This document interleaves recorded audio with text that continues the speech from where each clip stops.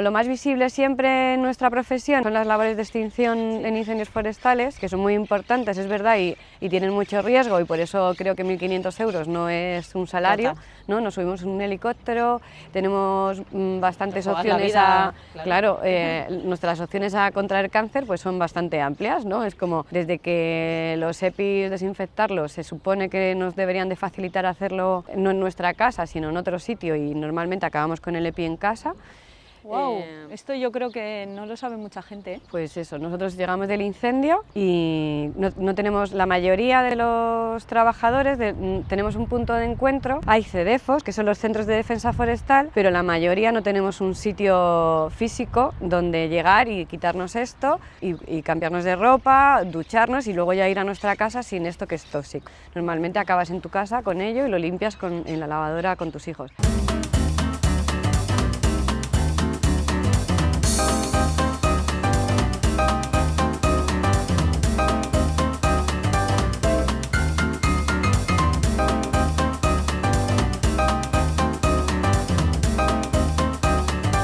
Bueno, Elena, muchas gracias por atendernos. Tú eres bombera forestal, eres representante del movimiento Infoca, y hoy queríamos hacer esta entrevista para que nos cuentes cómo es el día a día, cómo es la situación aquí en Andalucía de una profesión que es absolutamente esencial, pero que lamentablemente no cuenta nunca con el respaldo suficiente de las administraciones públicas, por lo menos desde mi punto de vista, ¿no? Teniendo en cuenta un poco pues, lo que comentamos siempre, ¿no? Que los incendios no se apagan en verano, se apagan en invierno, con prevención, con mucho trabajo que hay detrás, y también bueno, pues, cuáles son las otras emergencias que también atendéis, ¿no? Porque quizás los incendios es como lo más conocido, pero yo sé que vosotras trabajáis en muchas otras cosas, así que gracias por atendernos y adelante.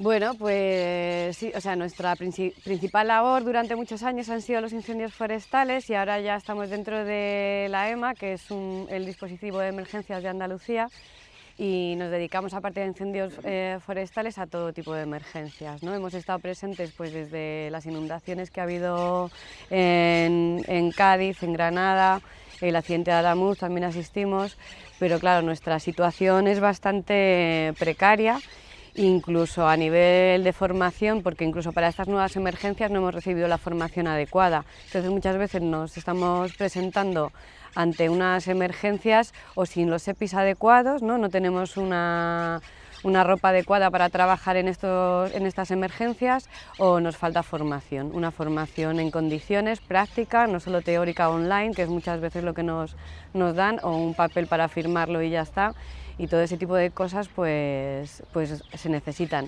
Y además, siendo el Infoca un dispositivo tan fuerte, con una cantidad de trabajadores y trabajadoras tan importante en todos los niveles, ¿no? Desde los emisoristas, los técnicos, los bomberos, los vigilantes, es gente súper profesional, y lo que realmente está fallando es la administración, que no nos da los recursos necesarios para que hagamos bien nuestro trabajo, ¿no? Y ese dinero público se gaste como se tiene que gastar, porque fuera de estos anuncios que dan de el dispositivo Infoca está al 100% del año, cuando no es verdad, o hemos gastado no sé cuánto en infraestructuras, cuando hay muchas veces a lo mejor nos han hecho unas bases que no podemos ocupar porque no tienen muebles, o esto, a lo mejor nos mandan unos EPIs para las inundaciones cuando ya ha pasado la inundación. Genial. Y a lo mejor somos Madre mía. 2.500 bomberos forestales y hay un presupuesto para 500 EPIs. Nos los vamos turnando, Total. ¿no? Como que... Y además eso, o sea, que alardean del dispositivo con mucha razón, porque somos un dispositivo bastante importante y como de referente incluso a nivel europeo, y no sé, pero luego en lo esencial está fallando, ¿no? Los sueldos son precarios. ¿Cuánto cobra un bombero del Infoca? Nosotros estamos en unos 1.500 al mes, los bomberos forestales, y luego, por ejemplo, una persona que está con las emisoras, que son nuestro enlace, nuestra seguridad, nuestra... ¿no? Retaguardia. Nuestra retaguardia, o sea, desde los vigilantes, que van a ser los primeros que den el aviso, hasta los emisoristas, ahí hay una cantidad de personas que ganan 1.100 euros y tienen que estar súper formados, saber qué están haciendo, controlar un montón de dispositivos diferentes y no se lo están valorando, ¿no? O sea, ya no solo por el salario, que es bastante precario, que no puede ser más precario. Si pudieran, sería más precario a lo mejor. Total. Sino por pues las condiciones luego, ¿no? No tenemos una conciliación real, a la hora de a lo mejor pedir una conciliación familiar para acercarte a donde es tu residencia habitual, no sé, es como si nos trataran como operarios, que es como nos llaman muchas veces, y de una manera despectiva. Sí, me imagino, que contrasta mucho con, yo creo, la valoración social que tiene vuestra profesión, ¿no? Porque yo lo que percibo en la gente es que hay una enorme valoración al trabajo de los bomberos, un cariño muy, muy grande. Yo creo que sí hay como una sensación social de que es un trabajo muy importante.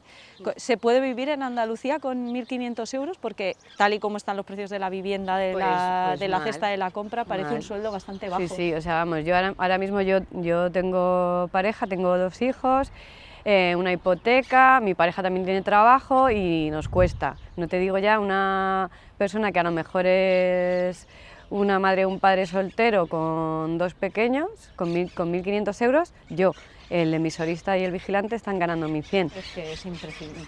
O sea, no se puede, no comes, es que no llegas a comer, o sea, no es viable. Y luego pues todo el tema de esto, de que hay gente que sí que estamos todo el año, pero la mayoría están, o sea, la mayoría no, perdón, pero bueno, hay gente que estamos todo el año contratados, ¿no? Yo tengo esa suerte de que soy una persona de las que está fija, pero luego hay mucha gente que solo la contratan para la época de verano, y a lo mejor un día estás en un sitio y otro día estás en otro, ¿no? Entonces es una locura. Tú imagínate irte a Málaga, si te han mandado a Málaga con los precios que están los alquileres allí. Total. Nada, es que es imposible. Hay veces que no se cubren los puestos por estas cosas, ¿no? Porque es que no es viable. Esto lo estamos viendo en muchos sitios, también por ejemplo en las Islas Baleares, en sitios donde no se cubren las plazas porque la gente no puede vivir ahí, claro. Es una locura, o sea, no sé, o eres una persona a lo mejor muy joven que bueno, puedes tirar de cualquier cosa, pero en cuanto quieres, ¿no? Pues que haya un arraigo en la zona es inviable, porque además es eso, ahora estoy aquí, ahora me mandan allá. Sabes que es algo... Sí, muy precario, desde luego, que te impide hacer una vida y luego como la que quiere mucha gente, ¿no? Claro, y luego están intentando, o sea, es como lo más visible siempre en nuestra profesión son las labores de extinción en incendios forestales, que son muy importantes, es verdad, y tienen mucho riesgo, y por eso creo que 1.500 euros no es un salario, ¿no? Nos subimos en un helicóptero, tenemos bastantes opciones nuestras opciones a contraer cáncer pues son bastante amplias, ¿no? Es como desde que los EPIs, desinfectarlos, se supone que nos deberían de facilitar hacerlo no en nuestra casa, sino en otro sitio, y normalmente acabamos con el EPI en casa. Wow, esto yo creo que no lo sabe mucha gente, ¿eh? Pues eso, nosotros llegamos del incendio y no tenemos, la mayoría de los trabajadores, tenemos un punto de encuentro, hay CEDEFOS, que son los Centros de Defensa Forestal, pero la mayoría no tenemos un sitio físico donde llegar y quitarnos esto y cambiarnos de ropa, ducharnos y luego ya ir a nuestra casa sin esto que es tóxico. Normalmente acabas en tu casa con ello y lo limpias en la lavadora con tus hijos. Ahora la administración ha puesto unas lavanderías que van a buscar la ropa al trabajo, pero claro, van a buscarla a los CEDEFOS. Si tú llegas de un incendio y tú te vas a tu base donde tienes tu coche, no vas a ir luego al CEDEFO, porque para empezar está cerrado.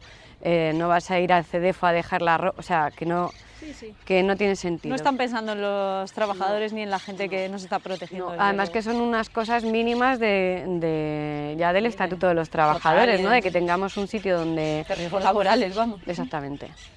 Eso, por ejemplo. ¿Cómo es enfrentarse a un incendio? ¿Cuáles son las situaciones más difíciles a las que os habéis tenido que enfrentar? Bueno, pues yo creo que es una profesión súper vocacional, por lo menos para mí lo ha sido desde siempre, ¿no? Desde que empecé a trabajar en esto, entonces es duro, no puedo decir es duro, tal, es verdad, lo es, lo que pasa que yo lo vivo desde un punto súper bonito, ¿no? Para mí cuando suena la sirena y tengo que ir a apagar un incendio, me encanta, ¿no? Es como guay, vamos a por ello, ¿no? Y tal, pero sí que es verdad que por supuesto es muy duro, las condiciones son muy duras, nos enfrentamos en primera línea de fuego, te subes a un helicóptero que puede haber accidentes, vamos con unos tanto los camioneros, ¿no? como cuando vamos en coche, vas por medio del monte, por zonas complicadas, hay un montón de riesgos diferentes, no solo que te quemes, sino pues te pueden caer piedras, o sea, estás todo el rato alerta. Desde que suena la sirena estás todo el rato alerta, o sea, hasta que llegas a tu casa, ¿no? Y luego pues situaciones duras, pues de perder a compañeros, ¿no? Pues claro, yo llevo trabajando 20 años y me ha pasado pues esto. Y luego cuando ves que no te valoran o que, yo qué sé, que nos tratan como nos tratan a veces, pues es muy duro. Tiene que ser durísimo. ¿Y estáis notando que cambian los incendios? Sí, por supuesto, o sea, desde que, ¿no? Cuando se habla de esto de las generaciones, así, lo voy a decir un poquillo así fácil. Las generaciones de incendios, sí. Ahora están hablando, ¿no?, de que estamos entrando en la 6ª generación de incendios. ¿No? ¿Esto a qué se debe? Pues que a lo que llamábamos primera generación de incendios era pues cuando empezaron a haber incendios forestales y esto empezó a ser un problema. Esto es cuando se empiezan a llamar generaciones, ¿no? Primero lo que pasó fue pues que antes había gente en el campo, había tanto ganadería como un aprovechamiento del monte y estos incendios no eran tan habituales o se podían solventar de una manera más fácil. Esto ha ido increciendo, nos hemos ido del campo, el paisaje, el mosaico, que es el paisaje pues que tiene ganadería, tienes agricultura. Hay una selvicultura, que es el cultivo de la masa forestal para utilización y gestión forestal, pues todo esto no hay prácticamente, hay muy poco en España, no hay lo suficiente, entonces pues las masas forestales crecen sin control. ¿Qué pasa? Pues que cuando hay un incendio la vegetación, la continuidad de la vegetación es muchísimo más no de la que había naturales, antes. Digamos, ¿no?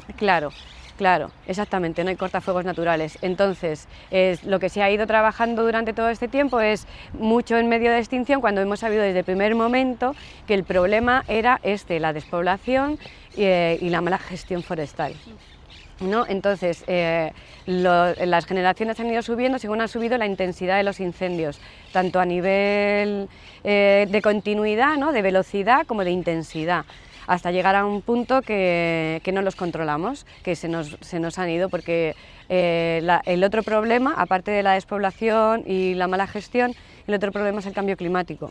El cambio climático, aunque este año ya ha llovido un montón, pero el cambio climático que estamos sufriendo lo que hace es que la humedad de la vegetación no se recupere en los veranos, ¿no? Antes pasaba que teníamos una ola de calor de 4 días, este año pasado en verano hemos tenido olas de calor de 20 días seguidos. Madre ¿Esto qué supone? Que el árbol durante el día pierde toda esa humedad y por la noche antes la recuperaba, entonces cuando llega un incendio esa intensidad no va a ser tanta, pero ahora lo que pasa es que esa intensidad es brutal, porque el árbol, toda la vegetación no ha podido recuperar esa humedad, porque por la noche no ha habido ese momento de descanso, de esa bajada de temperaturas para que la humedad para que recuperara la humedad. Entonces esto que arde como la yesca. Claro, entonces lo que nos hemos juntado, la despoblación con el cambio climático, y esto es la 6ª generación, que no se nos van los incendios forestales, dejamos de tener capacidad de extinción. O sea, es gravísimo. Tenemos que esperar a que bajen las temperaturas, que nos mejoren las medidas meteorológicas y entonces es cuando podemos actuar. Pero claro, eso es porque seguimos Esto sin que me atajar estás contando es terrible, pues significa que ahora mismo no tenemos las condiciones, ¿no? Claro, para poder abordar y desde el primer momento que puede destruir naturaleza de manera masiva Claro. y matar gente, vamos. Es lo que ha pasado en León Claro. este verano, ¿no? En León es una zona que normalmente sí que recuperaba humedades, y aunque había siempre bastantes incendios, pero no era de esta intensidad y de esta continuidad, que no había manera de atajarlos. Están acostumbrados a que por la noche no haya 34 grados, no es normal, durante no sé cuántos días. Entonces, pues esto es lo que está pasando, ¿no? Que tenemos un problema. Porque desde el primer momento que sabíamos que existieron las primeras generaciones de incendios, no hemos atajado el problema, desde hace 20 años. Entonces, Claro. ahí es donde tenemos que actuar realmente. Bueno, especialmente grave también como los negacionistas del cambio climático, ¿no? Que dicen que esto ha pasado siempre. Vosotras que lo veis en primera línea... No, vamos, yo llevo trabajando en incendios estos muchos años y ha cambiado la manera de comportarse, la simultaneidad, ¿no? De repente no es que tengas un gran incendio forestal, que son los de más de 500 hectáreas, es que tienes no sé cuántos por toda la península, entonces pues ni siquiera es como esta comunidad ayuda a esta, es que no llegamos, o sea, es que no llegamos, no damos abasto. Y luego además eso, las condiciones ni siquiera te dejan entrar a trabajar. Claro. Porque o sea, hay veces que si en las imágenes que se ven en la televisión veis esas cachos de columnas de humo, ni siquiera se ven los medios aéreos, están ahí pero no se ven. Y además ese agua es que no llega ni al suelo, ¿no? Yo había estamos escuchado hablando de que cosas muy que graves. es como que el propio incendio genera las condiciones para alimentarse a sí mismo, ¿no? Porque calienta tanto a su alrededor que... No, es gravísimo. ¿Tú qué consideras que tenemos los recursos para hacer frente a esto? Ya lo comentabas. Yo creo que sí, pero no solo a nivel nuestro, sino a nivel estatal, ¿no? O sea, a nivel gubernamental, que empiecen a trabajar no solo en la prevención, sino en una gestión del territorio. Claro. O sea, es que la base es la gestión del territorio al final. Total. Y también que lo que decías, ¿no? Que la gente pueda vivir en el medio rural Exactamente. de manera que sea una especie de retén social, ¿no? Exactamente, sí, sí. Sí, sí, total. ¿Y cómo es ser bombera? Pues bueno, pues es bonito. Un sector muy masculinizado, ¿no? Sí, sí, sí. ¿Cuántas sois? Pues en Andalucía seremos unas 20 y pico. Lo que es en primera línea somos muy pocas. Técnicas hay alguna más, alguna compañera más, pero lo que es especialista en extinción somos muy pocas en Andalucía, la verdad. Ha sido una profesión pues muy masculinizada. Es verdad que durante mucho tiempo pues la manera de entrar en el Infoca era, pues a lo mejor, pues yo conozco a esto, no, era de otra manera, y ahora ya pues están entrando más, o sea, hay unas ofertas públicas para entrar y están entrando más mujeres. Espero que siga avanzando esto. Nos lo ponen difícil, ¿no? Al final tienes que demostrar más, estás todo el rato con el nivel ahí de yo puedo, ¿no? Como que... Yo puedo que demostrar más que los hombres. Sí, que te dicen que no, pero no es verdad. Ya, verdad, lo negarán. Todo el rato tienes que estar haciendo un poco más que ellos. Tienes que correr un poco más, porque siempre, aunque lo hagas, da igual de todas maneras, porque van a pensar que te lo han regalado porque eres una chica, pero bueno. Y luego, a la hora de ser madre, pues también, por supuesto, te penaliza, ¿no?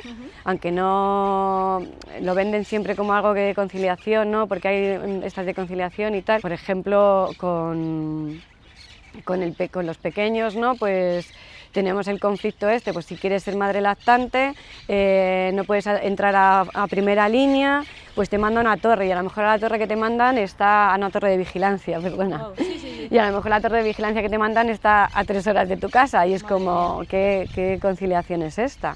Entonces tienes que coger una excedencia por cuidado del menor, que no cobras, ¿vale? Te mantienen el puesto, pero no cobras, entonces pues es complicado. Es complicado. ¿Tú que has sido madre, esto te pasó a ti? Yes, sí. Bueno, yo decidí dar de mamar, y entonces pues entonces me cogí una excedencia y... Perdiendo dinero, perdiendo jubilación, claro. Exactamente. Jubilación no, porque en las excedencias por cuidado de menor sí que sí cotizan, pero claro, sí, me quedé sin ahorros. claro, o sea, todos los ahorros fueron para esos 2 años maravillosos que estuve con... Tengo 2 hijos, una hija y un hijo, y para mí era lo más importante y decidí hacerlo así por su salud, pero claro, me ha penalizado. No, si a lo mejor hubiera habido otra... No te facilitan, tampoco te lo dicen claramente, ¿no? Cómo lo tienes que hacer, no te ayudan con la gestión. Sí, me imagino. Y también os había escuchado, ¿no?, que los trajes están hechos como para los hombres. Bueno, sí, claro. O de repente te viene un... Yo, por ejemplo, suelo coger la talla de hombre porque es más cómoda, porque de repente te viene el EPI de chica súper estrecho. Que no tiene ningún sentido tampoco. No tiene ningún sentido, no son cómodos, no... Pero bueno, sí. Eso es otra de las cosas, que además, desde que llevo trabajando me han medido mogollón de veces y no sé para qué. Porque al final pasa siempre lo mismo. Medida te van a hacer. Claro, te miden, ¿no?, para al más grande y al más pequeño, ¿no? Pero al final da igual. Bueno, ¿y qué es lo más bonito que has vivido en esta profesión? Lo más bonito, bueno, pues es súper... Bueno, el compañerismo, ¿no? O sea, al final yo me he llevado las mejores amigas y los mejores amigos, y mi familia es parte de los bomberos forestales, ¿no? Y luego es precioso cuando llegas a un incendio y consigues que no se haga grande, ¿no? Eso, cuando llegas y te lo comes, es maravilloso, ¿no? Cuando consigues que se quede en un conato, que no llegue a más de eso, eso es lo mejor. Y cuéntanos un poco más sobre vuestro movimiento Infoca. Pues el movimiento Infoca surge a raíz de un malestar entre las trabajadoras y los trabajadores del dispositivo, de una falta de unión entre los sindicatos y de como una falta de escucha por parte de los sindicatos hacia un montón de quejas de los trabajadores, ¿no? Que a lo mejor pues surgimos como una especie de puente entre los trabajadores y los sindicatos y entre sindicatos y sindicatos, ¿no? Entonces pues hacer una labor como de visibilidad de nuestra profesión también. También nos parece algo importante eso, para que sirvamos para eso, un movimiento Infoca, y luego pues esto, para dar voz a nuestras necesidades y ayudar un poco a los sindicatos cuando se les olvida alguna cosa, pues darles el toque de, oye chicos, venga, ayudarnos. Está muy bien. ¿Qué tal está recibiendo la gente este movimiento? ¿Estáis contentas? Sí, la verdad es que yo creo que sí. Algunas veces nos dicen que por qué no nos hacemos sindicato, pero yo creo que nuestra labor está bastante bien donde está ahora mismo, ¿no? Creo que podemos servir de unión entre los diferentes sindicatos, y también a lo mejor hay veces que para las trabajadoras y los trabajadores es más fácil preguntarnos a nosotras que a ellos, por lo que sea, pues porque a lo mejor por ideologías, no tenemos, o sea, ¿no? Como que es como nosotros somos trabajadores y trabajadoras y ya está. Total. Entonces, pues a partir de ahí yo creo que hay veces que les resulta más fácil preguntarnos a nosotros cosas, y si ya nosotros más accesible, ¿no? Claro, y ya si nosotros pues se lo podemos comunicar, porque los sindicatos también hay veces que están abiertos a hablar con nosotros, pues perfecto. Si tuvieras aquí al señor Moreno Bonilla, ¿qué le dirías? Pues que si no le da vergüenza, que tengo un montón de compañeros que llevan más de 30 años trabajando en incendios forestales, dejándose la piel y dejándose la vida, que se estén jubilando sin su antigüedad, que llevamos sin antigüedad desde el 2007. Wow. ¿Sabes? Entonces, el resto de los trabajadores públicos de Andalucía han recuperado la antigüedad, y nosotros, por alguna extraña razón, no conseguimos que nos la devuelvan. Y duele mucho ver a compañeros y a compañeras que se han jubilado sin su antigüedad. Eso me parece bastante triste. Eso, y luego pues todo lo que he estado contando, ¿no? Desde darnos unos sitios para estar, unas bases a cada retén, unos EPIs sin condiciones, un salario digno, una buena distribución del dinero que está invirtiendo, porque es verdad que se está invirtiendo mucho dinero en el Infoca, pero no lo están haciendo bien, a la vista está, ¿no? O sea, desde unos medios que ahora han cambiado los medios de transporte que llevamos a los incendios, los vehículos de emergencias, los han cambiado la flota. Y nos han dado unas furgonetas que no pueden meterse en pistas forestales, en los carriles. ¿Cómo es eso posible? Pues esto. Entonces te quedas y vas andando. Eso hace que lleguemos más tarde a los incendios, que sea más difícil apagarlos. Me da que alguien ha hecho negocio y no sois vosotros, ¿eh? Suele pasar, sí.